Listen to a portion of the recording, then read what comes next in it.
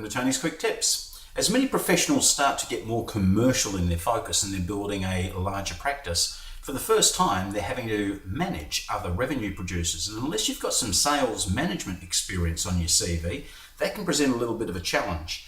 And of course, one of the things that means we have to really focus on managing those revenue producers is the worst thing that can happen is if we've got poor people who stay inside our company. So what we need to do is really consider how we're going to invest best in our people if we want to get a decent return on that investment and watch our practice grow.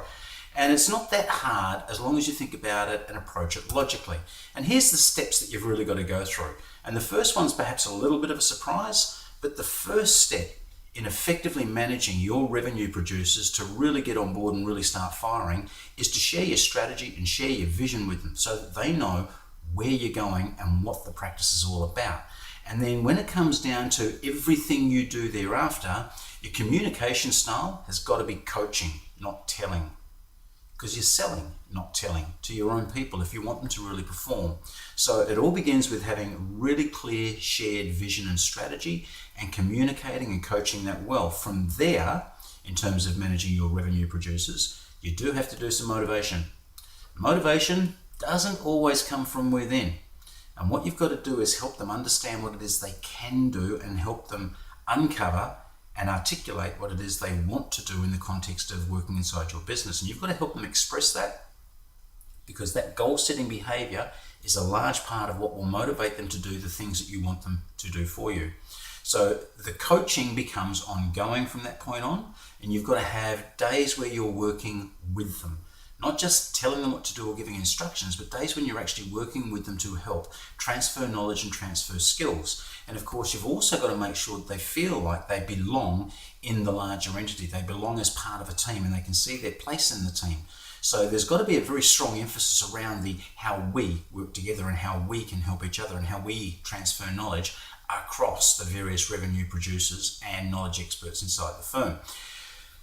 Having said all of that, it's not all about giving them what they want and letting them go where they want to go.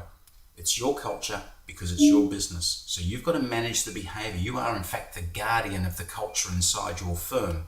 And that means you've got to set some pretty firm boundaries around what you will allow, what you will tolerate, and what your expectations are. And you've got to be continually communicating that. Having done that, then you're into the stuff that you expected, which is the actual sales plans. And sales plans is actually about setting some benchmarks and some targets and crystallizing the vision around what it means to be a revenue producer inside your firm, and then ensuring that the right action plans are put in place to achieve those outcomes.